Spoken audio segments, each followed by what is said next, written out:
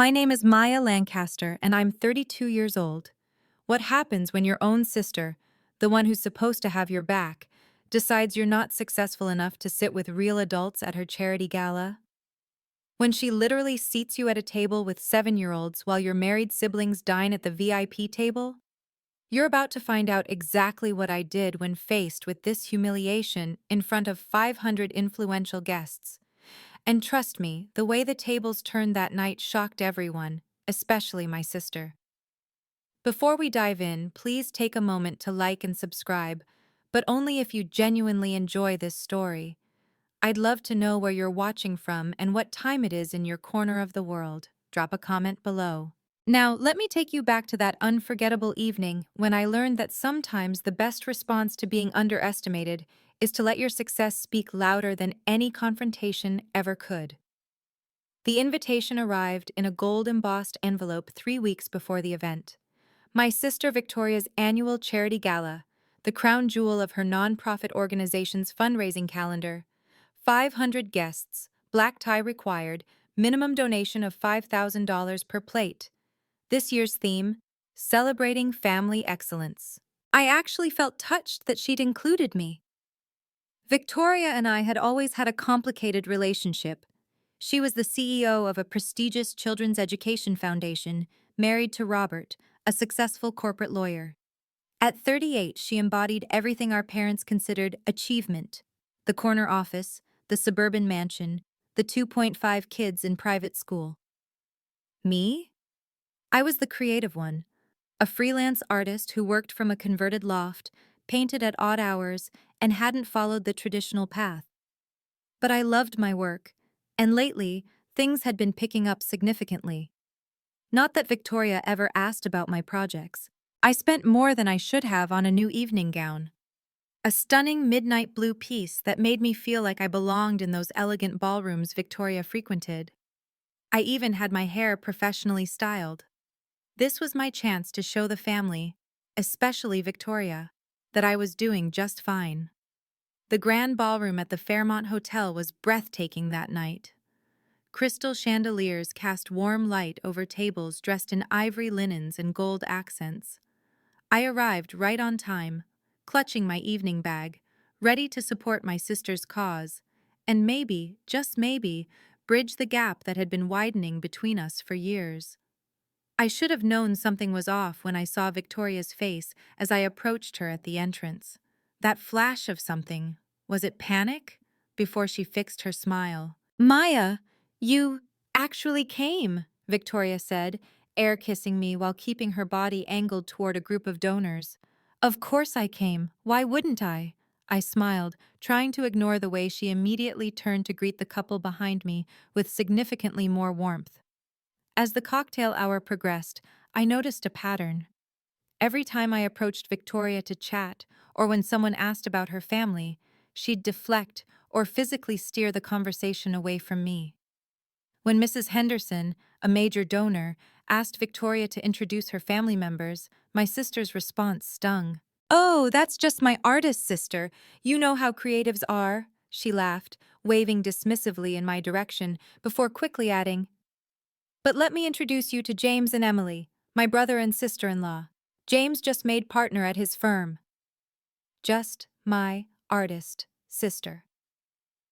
Robert, Victoria's husband, barely acknowledged me beyond a curt nod.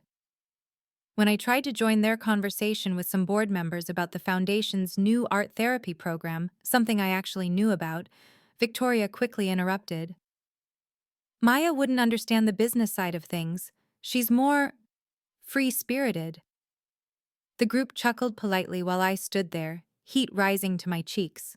I watched as she proudly introduced David and his wife, Emily, and her husband, even our cousins who'd flown in from Seattle. Each introduction came with accolades: Harvard MBA, Chief of Surgery, just closed $1 million deal. And me?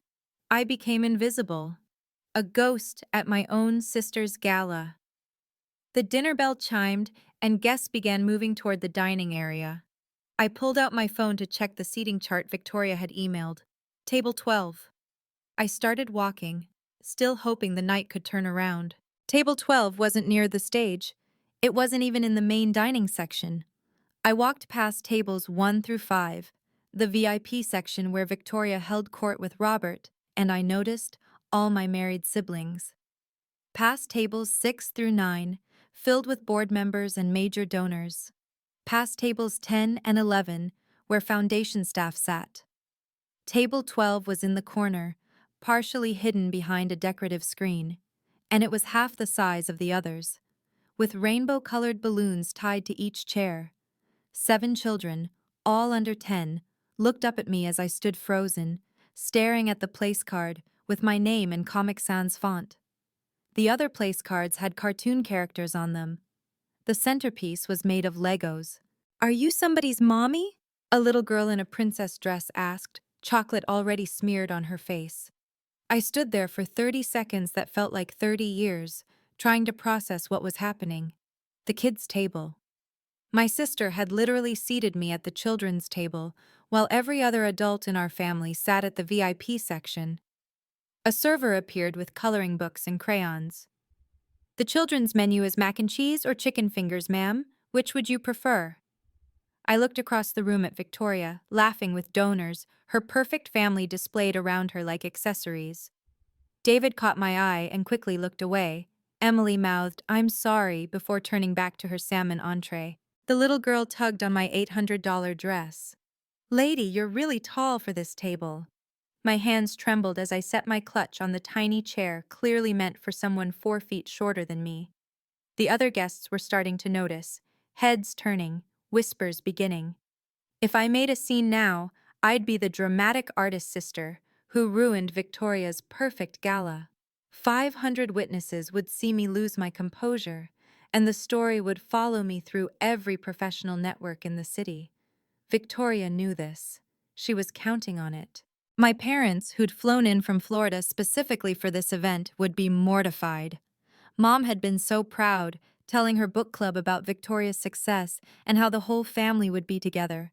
A public confrontation would break her heart. "Miss, are you okay?" The little boy next to me looked concerned. "You look like my mom when she's about to cry." I thought about my freelance business. Half my commissions came through connections in Victoria's social circle. The wives of CEOs who bought my paintings, the gallery owners who attended these galas, they were all here, watching. If I walked out dramatically, I'd be the bitter, jealous sister who couldn't handle her successful siblings' achievements. But if I stayed, if I actually sat down at this miniature table with my knees hitting the underside, eating chicken fingers while my family enjoyed their 5-course meal 20 feet away, what would that make me? "Are you going to sit down?" the little girl asked again. "The chair is really small. My daddy barely fit when he dropped me off." Her daddy. These parents had dropped their kids here and were seated elsewhere. Even they got adult tables. My phone buzzed. A text from David. "Vic says it's just for cocktails, you'll move for dinner." Another from Emily. She said there was a mix-up with the seating. I looked at the printed seating chart in my hand. My name was clearly typed, not handwritten. This was no mix-up. Oh, the financial implications hit me like a cold wave. Victoria wasn't just my sister. She was my gateway to a world I'd worked years to access. Her recommendation had gotten me into the West Side Gallery. Her husband's colleagues commissioned pieces for their offices. Her charity events were where I met collectors who actually paid on time. Last month alone, I'd sold 3 pieces to people I'd met at Victoria's summer garden party. That was $15,000, a third of my annual income, directly traceable to her network. If I left now, those connections would dry up. Victoria would make sure of it. She'd spin the story her way. Poor Maya, she's always been sensitive about success. The artist's temperament, you know. My phone buzzed again. This time an unknown number. I almost ignored it, but the preview caught my eye. "Ms. Lancaster, regarding Monday's board meeting." Board meeting? What board meeting? I glanced around the room, calculating. The Hendersons alone had bought 2 of my paintings. Judge Morrison's wife had commissioned a piece for their anniversary. The mayor's chief of staff had asked about a mural for the new civic center. All of them were here. All of them were watching the artist sister stand at the kids' table, being offered a juice box by a server who looked embarrassed for me. I need to use the restroom, I told the children, though they'd already lost interest and were throwing crayons at each other. As I picked up my clutch, I caught sight of something that stopped me cold. A photographer, the event's official photographer, was aiming his camera directly at me, at the kids' table. Victoria, standing beside him, nodded and smiled. She wanted this documented. I made a decision. I'd give her 5 minutes to fix this. Slowly, deliberately, I sat down on the child-sized chair. My knees came up almost to my chest. The little girl giggled. "You look funny!" Around the room, I could feel the shift in attention. Whispers rippled through the tables like waves. A woman at table 3 actually pointed. 2 board members exchanged glances and shook their heads. Victoria, still at the VIP table, smiled that perfect smile of hers and raised her champagne glass to someone. She didn't look my way once. The server returned, clearly uncomfortable. "Ma'am, would you like me to bring you an adult meal instead?" "What's on the children's menu?" I asked calmly. "Mac and cheese, chicken fingers, or a PB&J sandwich?" "I'll have the mac and cheese, thank you." He hesitated. "Are you sure? The mac and cheese will be fine." As he walked away, I noticed James Morrison, the chairman of the board of Victoria's Foundation, frowning from table 2. He said something to his wife, who turned to look at me. Not with amusement or pity, but with what looked like confusion. The little boy next to me knocked over his apple juice. It splashed across the table, onto my dress. "Oops, sorry, lady." I reached for the stack of napkins, cartoon character napkins, and began dabbing at the stain on my $800 gown. The photographer appeared again, camera raised. Click. That's when I saw it. Victoria, watching from her peripheral vision, gave the smallest nod of satisfaction. But what she didn't see was James Morrison pulling out his phone, typing something quickly, his expression growing increasingly stern. Have you ever been diminished by your own family? That moment when you realize the people who should celebrate you are the ones trying to make you small. If you've been there, type 1 in the comments. I see you, and your worth isn't determined by their narrow definitions of success. If this story is resonating with you, please hit that like button and subscribe. The next part, when the actual truth comes out, will change everything you thought you knew about this night. Now let me tell you what happened when I decided to stop being polite. I pulled out my phone and typed a text to Victoria. "Is there a mistake with the seating? I'm at the children's table." I watched her check her phone. She read it. The little gray checkmark turned blue. Read at 7:23 p.m. No response. I waited 2 minutes, then tried again. "Victoria, this is humiliating. Please fix this." Read at 7:25 p.m. Nothing. My brother David's text came through. "Vic says the main tables were overbooked. She had to make last-minute adjustments." "Then why not put me with staff instead of children?" I replied. "Don't make a scene. It's her big night." Emily chimed in. "I'm so sorry, Maya. This isn't right. Robert told her to fix it, but she says there's nowhere else to put you." "Nowhere else?"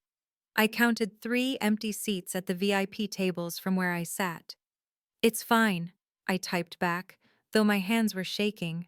The microphone crackled to life. Victoria stood at the podium, radiant in her designer gown. "Good evening, everyone. Welcome to our 10th annual Celebration of Excellence Gala." Applause filled the room. The children at my table kept coloring.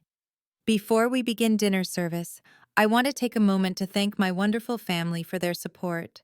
My amazing husband, Robert," she went on, naming each family member at her table, describing their accomplishments. "My brother David, who just made partner. My sister Emily, the brilliant pediatric surgeon. My brother-in-law Thomas, who's revolutionizing green energy." She paused, scanning the room as if looking for someone. Her eyes passed right over me. "And that's everyone! Now, let's celebrate the real stars tonight, our donors." The kids' table server appeared with my mac and cheese, served in a plastic bowl with a cartoon character on it. Now, before we continue, Victoria said into the microphone, her voice honey-sweet, I want to share what family excellence means to us. It's about achievement. It's about stability. It's about contributing to society in meaningful, measurable ways.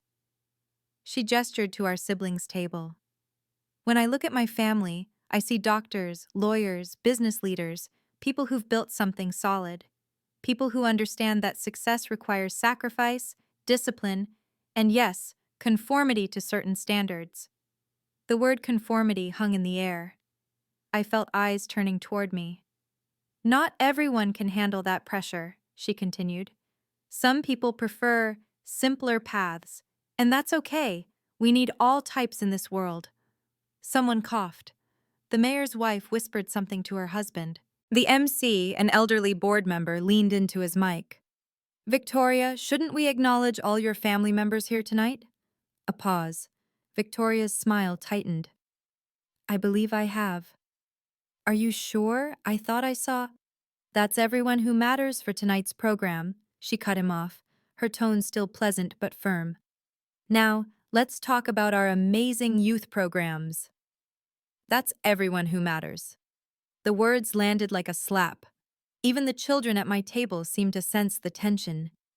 The little girl stopped coloring and looked up at me. Why is that lady being mean?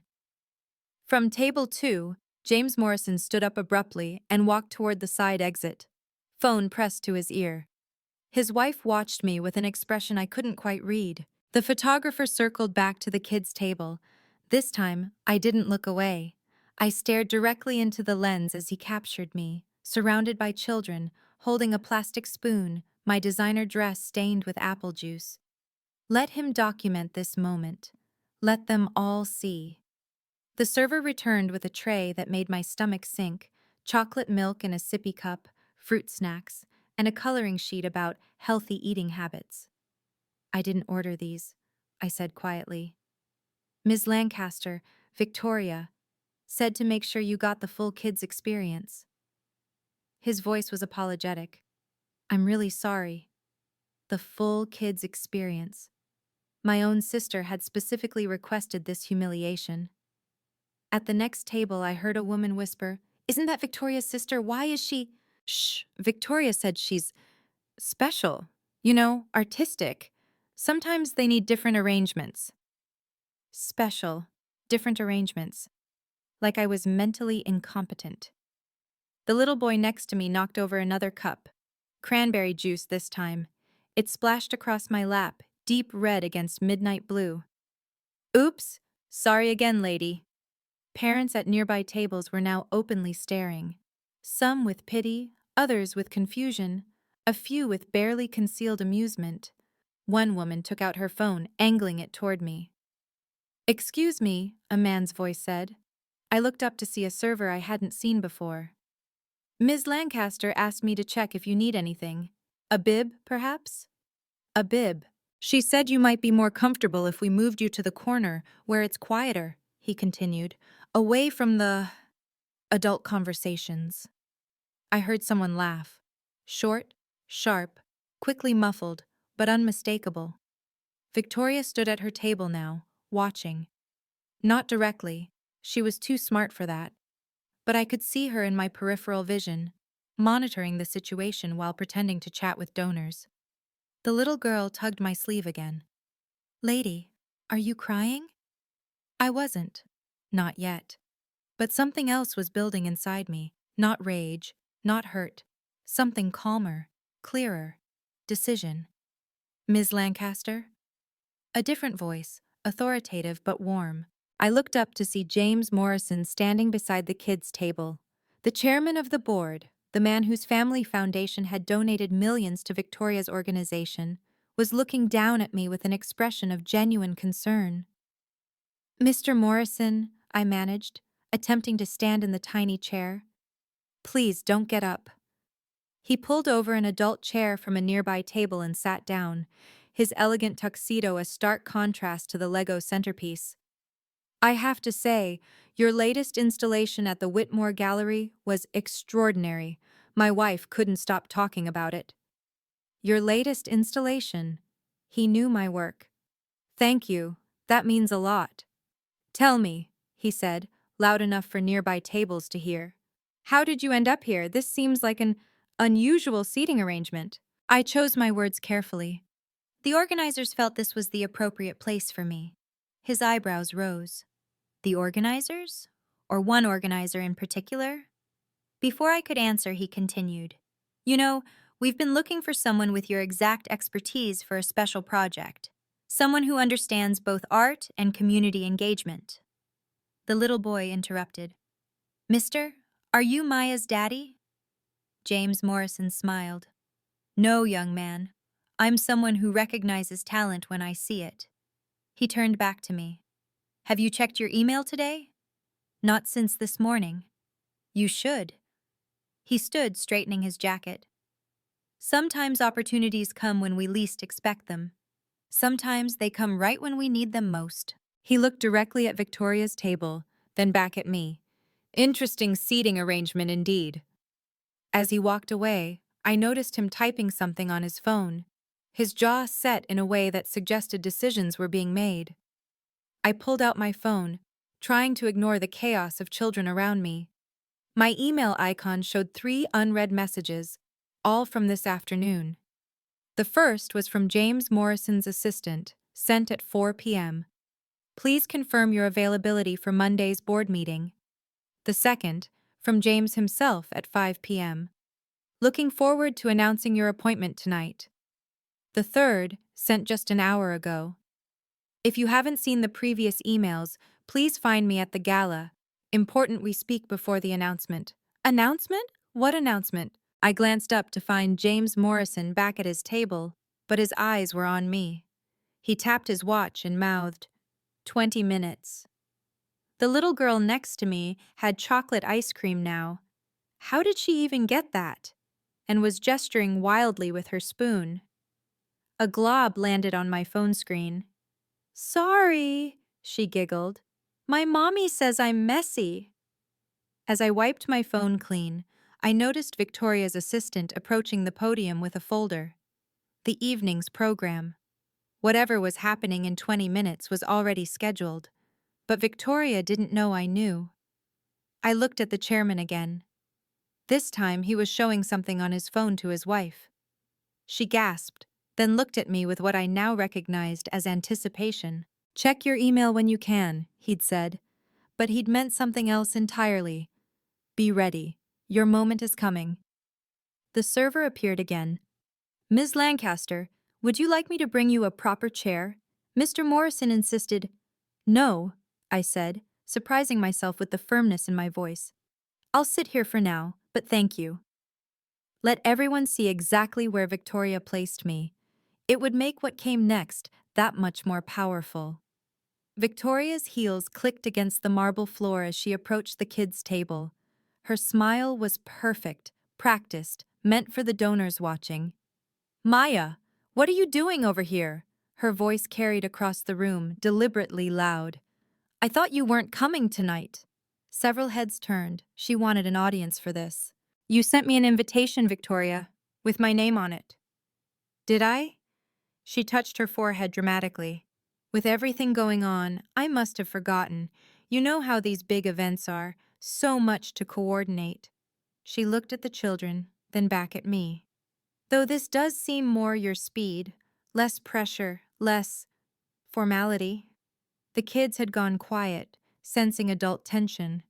Is this lady your sister? The little boy asked.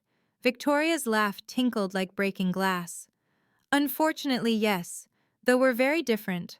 I run organizations, and Maya draws pictures. Cool. I draw pictures too, the boy exclaimed. Exactly, Victoria said, her meaning clear. Same level. Robert appeared beside her, tugging her arm. Victoria, people are asking. Let them ask, she said, her eyes locked on mine. I think it's important everyone sees that we make space for all types here, even those who haven't quite achieved adult accomplishments. Kids need supervision, right? Robert added with a smirk. Someone has to watch them. The photographer appeared again, but this time Victoria waved him closer. "Oh, perfect. Get a shot of me with my sister and the children. It'll show how inclusive we are." She posed behind me, her manicured hand on my shoulder, pressing down just a little too hard. "Smile, Maya. Try to look stable." Click, click, click. I stood up slowly, my legs cramped from the tiny chair. The sudden movement made Victoria step back. "Where are you going?" She grabbed my wrist. "Don't you dare make a scene at my gala." I looked down at her hand on my arm, then met her eyes. "I won't make a scene." "Good. Because if you embarrass me in front of these donors, you've already done that yourself." I gently but firmly removed her hand. "Excuse me." "Maya." Her whisper was sharp, desperate. "If you leave now, don't expect any more referrals, no more introductions, no more crumbs from your table." I picked up my clutch, my voice calm. "I think I'll survive." The children watched with wide eyes as I stepped away from the miniature table. My back straight, head high, I began walking toward the exit. "You're nothing without my connections," Victoria hissed, just loud enough for nearby tables to hear. "Just a struggling artist who can't even afford—" The microphone crackled to life, cutting her off. "Ladies and gentlemen, may I have your attention, please?" James Morrison's voice filled the ballroom. I stopped mid-step. "Before we continue with dinner, I have an important announcement to make." Victoria froze, her face shifting from anger to confusion. "Would Ms. Maya Lancaster please join me on stage?" 500 heads turned in unison. The spotlight operator, clearly prepared, found me immediately, standing in the middle of the room, cranberry juice stains on my designer dress, having just walked away from the children's table. Victoria's mouth opened, but no sound came out. I turned back to look at her just for a moment. Her face had gone pale. "Ms. Lancaster?" James Morrison called again. "Please, we're all waiting." The spotlight followed me as I changed direction, walking not toward the exit but toward the stage. Each step echoed in the sudden silence. "What's happening?" I heard someone whisper. "Why is Morrison calling her? Isn't she the one at the kids' table?" Victoria stood frozen by table 12, her perfect composure cracking. Robert grabbed her arm, pulling her back toward their table, but she seemed rooted to the spot. James Morrison extended his hand as I climbed the 3 steps to the stage. The cranberry stain on my dress was vivid under the lights, but I didn't care. "Ladies and gentlemen," he began, his voice carrying authority that made even the waitstaff stop moving. "I apologize for the interruption, but this announcement couldn't wait." He turned to me with a warm smile. "As chairman of the board, I have the distinct pleasure of announcing a significant addition to our foundation's leadership team." Victoria's assistant rushed to her side with a program, frantically flipping through pages. I could see Victoria's face changing as she read something, her eyes widening in horror.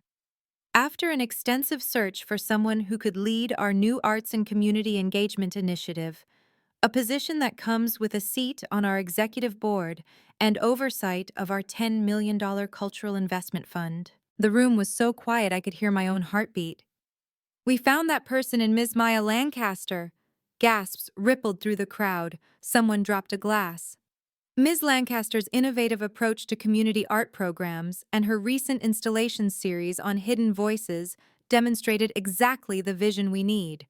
Her appointment was unanimously approved by the board this afternoon. Victoria's legs seemed to give out. Robert had to steady her as she sank into the nearest chair, ironically, one of the tiny ones at the abandoned kids' table. This moment changed everything, not just for me, but for how my family saw success. If you're still watching, type karma in the comments because what happened next was poetic justice at its finest. Don't forget to share this story with someone who needs to hear that their worth isn't determined by others' narrow definitions of achievement. Hit that subscribe button and ring the bell, because the revelation about my new position's salary and responsibilities is about to make Victoria's reaction even more priceless. Let's return to that stage, where I stood in my stained dress. about to deliver the speech of my life.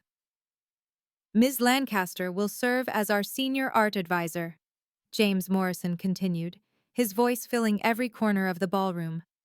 This position, as many of you know, comes with an annual compensation of $150,000 plus performance bonuses. The number hung in the air like a thunderclap. I heard someone whistle low. That was more than most people in this room made, and everyone knew it. Additionally, Morrison went on, clearly enjoying himself now, she'll have full discretion over our art acquisition budget and will represent the foundation at international conferences, starting with the Global Art Summit in Paris next month. Victoria stood up abruptly from the kid's chair, wobbling in her heels. Her mouth moved, but no words came out. Robert tried to pull her back down, but she shook him off. "This must be," she started to say, her voice cracking. "Oh, I assure you, Mrs. Lancaster," Morrison said, deliberately using her married name to distinguish us, "this appointment has been in the works for months. We've been thoroughly impressed with Maya's portfolio and her vision for democratizing art access in underserved communities." The applause started slowly, then built to a roar. 500 people, on their feet, clapping for the woman who'd just been eating mac and cheese at the children's table. But she was, Victoria gestured weakly toward table 12. "Yes, I noticed the interesting seating arrangement," Morrison said coolly. "Perhaps there was some confusion about Ms. Lancaster's role here tonight. She was supposed to be at table 2, with the board members. Table 2, the head table, where Victoria herself had dreamed of sitting. The photographer, the same one Victoria had directed to capture my humiliation, now focused his lens on her, standing there, face flushed, as her unsuccessful sister was crowned with a position she couldn't even dream of.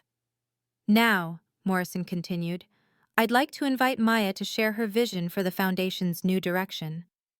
He handed me the microphone. 500 faces looked up at me expectantly. In the back, I could see my parents standing, my mother's hand over her mouth, my father beaming with pride. "Thank you, Mr. Morrison." My voice was steady, clear. When I was approached about this position, I was asked what art means to community. I believe art isn't about pedigree or credentials. It's about connection. It's about seeing beauty and meaning where others might see chaos. I paused, looking directly at Victoria. Sometimes the most valuable perspectives come from unexpected places. Sometimes they come from people who don't fit into neat categories. Our new initiative will focus on bringing art programs to communities that have been overlooked, to children who've been told they're not important enough to sit at the main table, to adults who've been made to feel that their contributions don't matter because they don't look traditional on paper. The crowd was nodding. Someone called out, "Brilliant!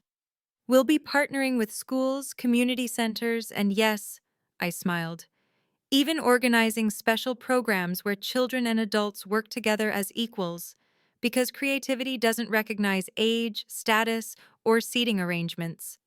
Victoria sank lower in her seat. Robert was typing furiously on his phone, probably trying to do damage control with his colleagues. "The Foundation's investment in this program represents a fundamental shift," Morrison added, taking back the microphone. "We're not just funding art, we're funding vision, and Maya Lancaster has that vision in abundance.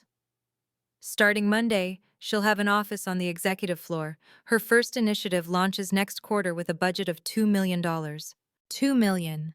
More than Victoria's entire annual operating budget for her education programs." I took the microphone back for my closing remarks, feeling the weight of the moment. "Art has no hierarchy," I said, my voice carrying across the silent room. "It doesn't care about your marriage status, your mortgage, or whether you fit someone else's definition of success. It only cares about truth, vision, and the courage to create something meaningful." I looked at the abandoned kids' table, then back at the audience. Tonight, I sat with some wonderful young artists who reminded me that creativity doesn't wait for permission. It doesn't need a VIP table.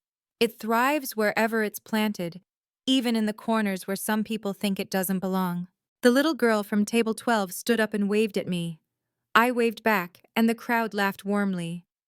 I look forward to working with all of you to make art accessible to everyone in our community. Thank you. The standing ovation was immediate and thunderous. People were wiping their eyes. The mayor's wife was nodding vigorously. Even the waitstaff were clapping. As I handed the microphone back to Morrison, he leaned in close. Your sister submitted the seating chart personally. I have the email. She specifically requested you be placed at table 12. I know, I said quietly. You handled it with more grace than she deserved. Victoria was pushing through the crowd, trying to reach the stage, her face a mixture of panic and rage. But donors kept stopping her, asking about the mix-up with the seating, wondering aloud how she could have made such an error with her own sister. I descended the stage steps just as she broke free from the crowd. Our eyes met across the room. Hers were filled with tears, of anger, embarrassment, or regret, I couldn't tell. Probably all three. The next 30 minutes were a blur of business cards and congratulations.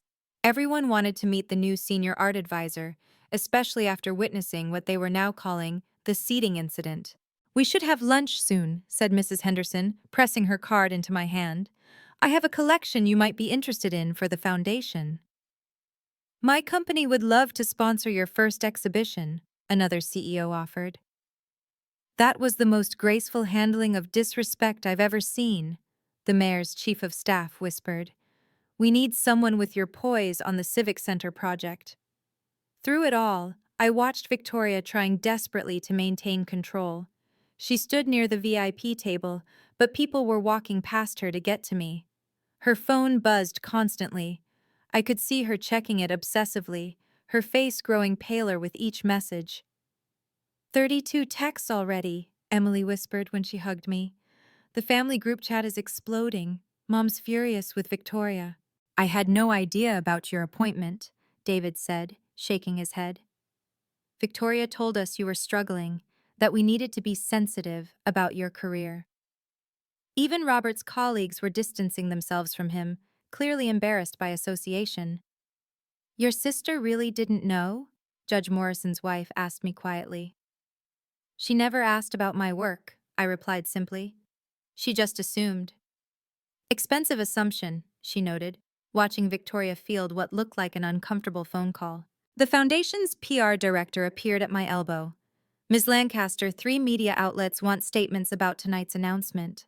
Also, she lowered her voice, someone posted a photo of you at the children's table on social media.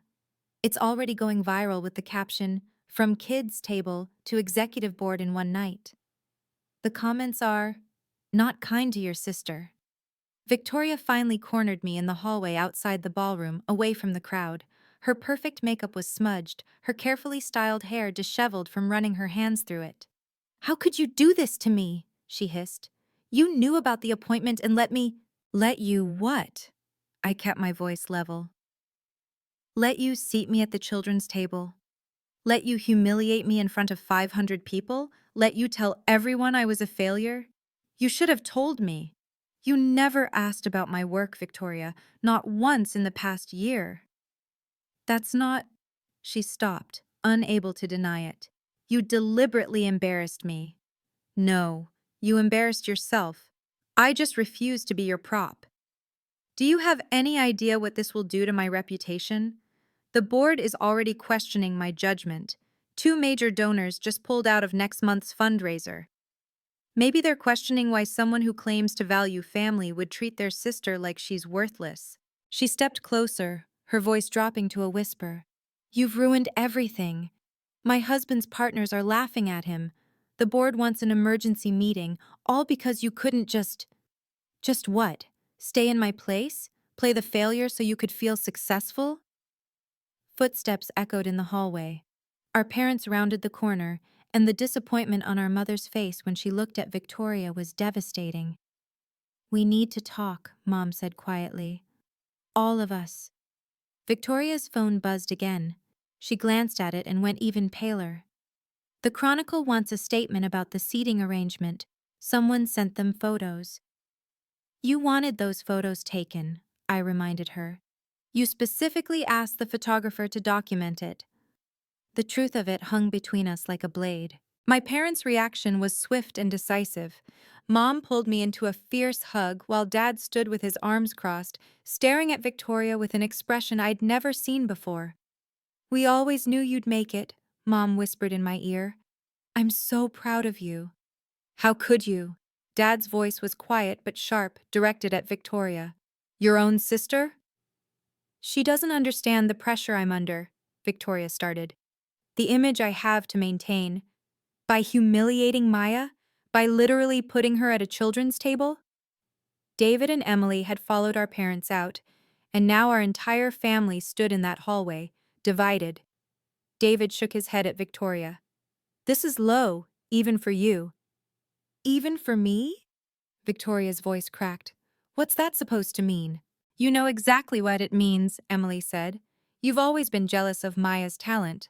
But this? This was cruel." Robert appeared in the doorway. "Victoria, we need to leave. Now. The board chair wants to see you first thing Monday morning." "This isn't over," Victoria said to me. "You're right," I replied calmly. "Monday morning, I'll be in my new office on the executive floor. You'll be explaining to the board why you tried to humiliate your own sister at a charity event." My phone pinged. An email from Morrison. "Congratulations again. Looking forward to working with you. P.S. The Times wants to do a feature on our new initiative. They specifically requested you lead the interview." Victoria saw me reading it. "That should have been mine." "No," Dad said firmly. "You had your position, your success, your recognition. It wasn't enough. You needed Maya to have nothing. Well, now you're seeing what that kind of thinking costs." As they walked away, Robert muttering about damage control, I heard him say, "I told you not to put her at the kids' table." "Shut up, Robert." The next week changed everything. My phone didn't stop ringing. 5 new contracts materialized from people who'd witnessed Saturday night's events. Each one substantial, each one independent of Victoria's network. "I want someone who stands up for themselves representing my collection," one collector said. "Your sister showed me you have backbone." The foundation set me up in a corner office with floor-to-ceiling windows overlooking the city. My nameplate read, "Maya Lancaster, Senior Art Advisor."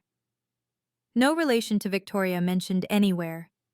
The Chronicle ran their story with the headline, "From Kids' Table to Executive Board, a story of grace under pressure."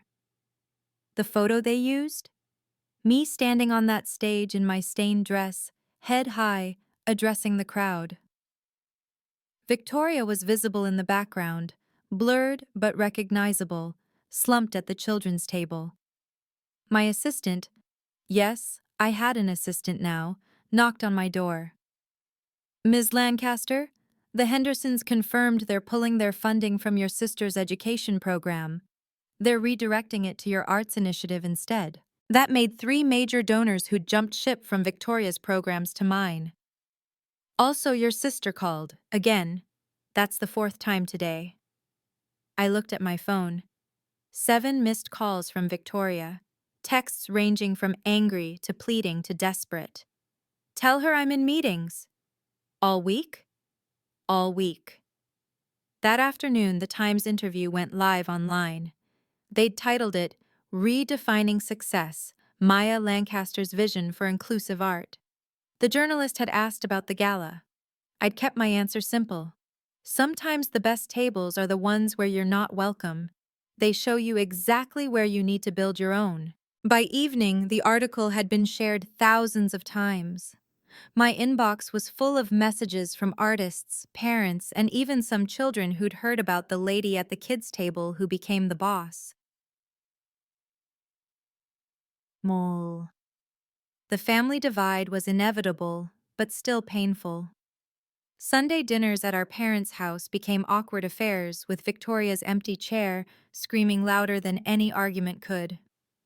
"She needs time," Mom said, serving my favorite lasagna. "She's embarrassed." "She's not embarrassed," Dad corrected. "She's angry she got caught." David agreed.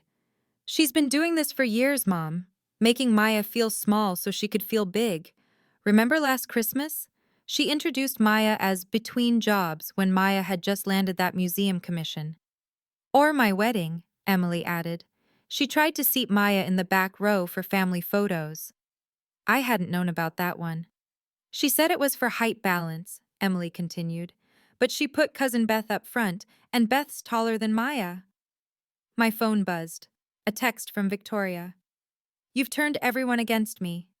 I showed it to the family. Dad sighed. She still doesn't get it. She turned everyone against herself. 3 weeks later, a Christmas card arrived at my office. No message, just Victoria's family photo and their printed names. But she'd addressed it to Maya Lancaster, senior art advisor. An acknowledgement, however small. Are you going to reach out? Mom asked during our coffee date. When she's ready to apologize, really apologize, not just do damage control, my door's open. And if she never does? I thought about it. Then I'll have the kind of relationship with her that she created, professional, distant, and with very clear boundaries. Mom nodded sadly. She called me crying last night, said the board demoted her to program coordinator. Robert's partners are freezing them out of social events. Natural consequences, I said, though I took no joy in it.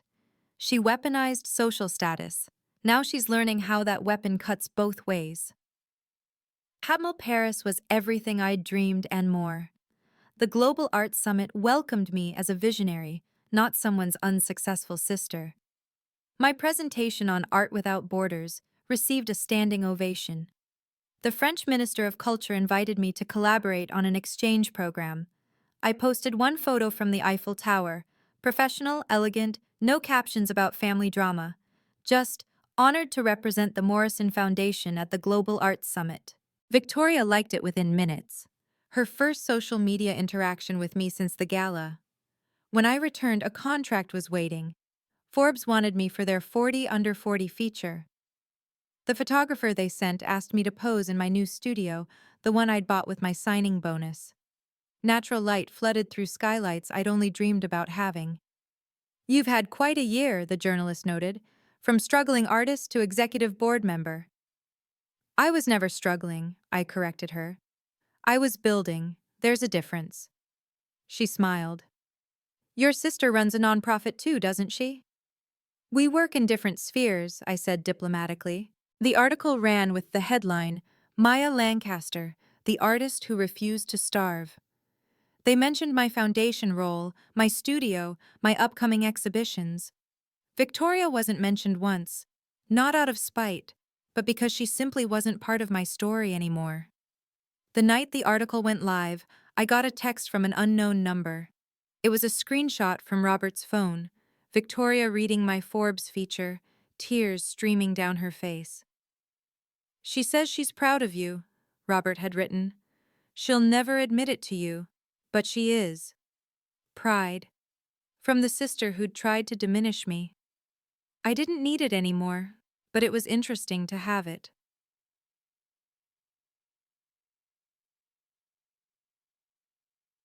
T'amo. 6 months later, I understood something fundamental.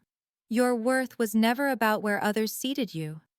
It was about recognizing your own value when everyone else tried to minimize it. I'd learned to set boundaries that weren't walls, but bridges that required mutual respect to cross. Victoria and I now exchange polite emails about family events. She'd learned to ask about my work, though her interest felt performed rather than genuine. I'd learned to share just enough to be civil, but not enough to be vulnerable. Your sister's situation, James Morrison said during a board meeting, it's become something of a cautionary tale in nonprofit circles. How so? Programs on workplace dignity are using it as a case study. The kids' table incident, they're calling it, a perfect example of how perceived power can blind people to actual influence. I thought about that. Victoria had been so focused on maintaining her hierarchy that she'd missed the fact that respect couldn't be assigned like seating charts. It had to be earned, maintained, given freely. My new normal included things I'd never imagined. flying business class to exhibitions, having my opinion sought by people who once ignored me, building programs that would outlast any family drama. But the greatest achievement was simpler. I no longer needed anyone's validation to know my worth. The kids from Table 12 had sent me drawings through their parents. I framed them all and hung them in my office between a Basquiat print and a Kahlo reproduction. They reminded me that sometimes the most honest perspectives come from places others overlook. Your worth isn't determined by where others seat you, I told a group of young artists during a mentorship session. It's determined by what you create from wherever you stand. Today, Victoria and I maintain what therapists would call cordial distance. She sends holiday cards. I respond with thank you texts. We attend family events but sit at different tables by choice now, not assignment. She's rebuilt some of her reputation, though the kids' table incident follows her like a shadow. She's learned to introduce me properly. My sister Maya, the senior art advisor. The words still seem to stick in her throat, but she says them. I've learned something too. Forgiveness doesn't mean forgetting. It means choosing peace over proving points.